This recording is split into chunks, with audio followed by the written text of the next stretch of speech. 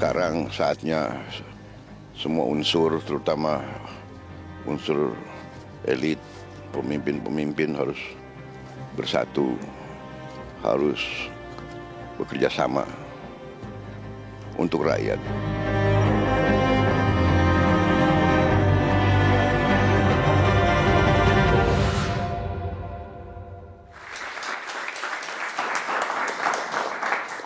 Oke, tadi Bang Saleh sudah menyinggung di awal sebelum segmen ini bahwa sebenarnya yang di media ini kan nggak semuanya kelihatan ya Bang ya. Jangan-jangan ada pertemuan-pertemuan di bawah tanah yang kita nggak tahu. Ada realita di balik berita. Ada realita di balik berita Iya, begitu. yang terlihat bukan yang sesungguhnya. Ada juga yang begitu. Ada juga yang Tapi begitu. banyak yang memang seperti yang ada di berita. Oke, misalnya nih pertanyaannya Bang Andreas, apakah ada nih pertemuan underground?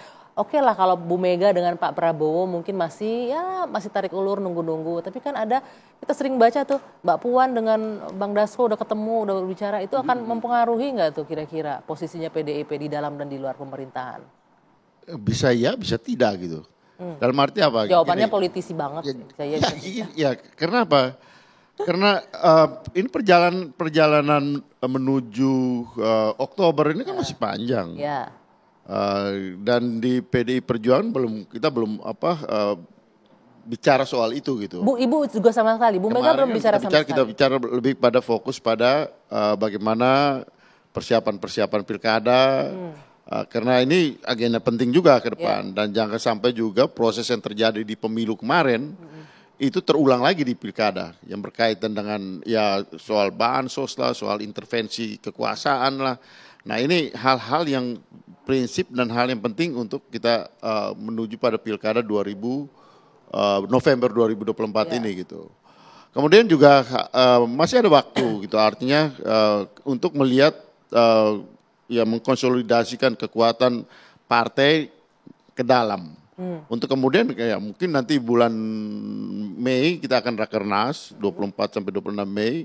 Dan keputusan itu ya saya kira ya teman-teman di partai yang lain di PDI Perjuangan itu pada periode misalnya ketika zaman Pak SBY dulu ketika PDI Perjuangan memutuskan positioningnya ya itu diputuskan di Kongres gitu. Oke. Jadi tapi mungkin ini tahun depan Kongresnya, tapi kalau untuk rakernas tar bulan Mei nanti mungkin juga itu menjadi sinyal kemana posisi PDI Perjuangan. Oke. Tapi sebelum bicara soal pilkada Bang Andreas, untuk penetapan KPU sendiri kemarin itu, Ibu Mega selaku Ketua Umum sudah menerima nggak penetapan Presiden dan Wakil terpilih itu? Saya kira artinya soal keputusan di MK kan semua udah tahu gitu bahwa keputusan itu adalah ya final and binding gitu kan. Penetapan KPU kemarin bagaimana respon menerimanya? Ya itu kan tindak lanjut daripada Betul. Menurut pertanyaan saya, Ibu Mega merespon itu bagaimana? Ya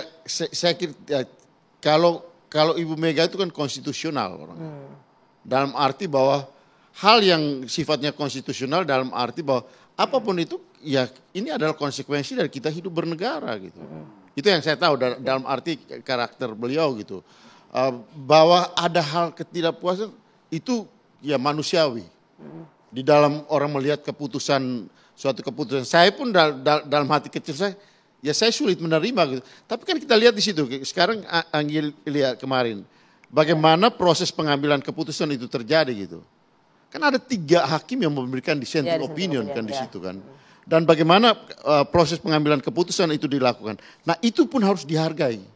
Dan itu juga harus merupakan bagian dari bagaimana kita membangun bangsa, membangun demokrasi ini ke depan gitu. Bahwa 3 hakim yang memberikan dissenting opinion itu adalah bagian dari aspirasi hati nurani masyarakat juga gitu. Yang selama ini juga diaspirasikan di dalam pemilihan presiden kemarin gitu. Oke. Tapi Ibu Mega nggak menyinggung sama sekali ya Bang. Ini saya masih sangat penasaran loh, dan saya yakin publik juga penasaran. Personalisasi hal seperti itu juga tidak pada tempatnya, Anggi. Karena kita lihat bagaimana ini adalah suatu keputusan sifat kepentingan kenegaraan gitu. Betul nggak, pertanyaan saya, apakah nggak menyinggung sama sekali bagaimana dengan respon ada rencana pertemuan dengan Pak Prabowo, mengingatkan hubungannya sebenarnya baik-baik aja kan, tidak ada isu sebenarnya antar personal Ibu Mega dan Pak Prabowo. Tapi pernah nggak diomongin ya mungkin dalam waktu dekat atau mungkin nggak dulu lah bertemu Pak Prabowo atau gimana? saya kira kalau soal bertemu itu bukan hal yang apa ya, bukan hal yang tidak mungkin gitu, dalam arti bahwa kita selama ini kan kita tahu bahwa hubungan itu juga tidak terganggu di dalam proses ya perjalanan sejarah beliau berdua gitu. Oleh karena itu ya kapan saja mungkin bisa terjadi gitu.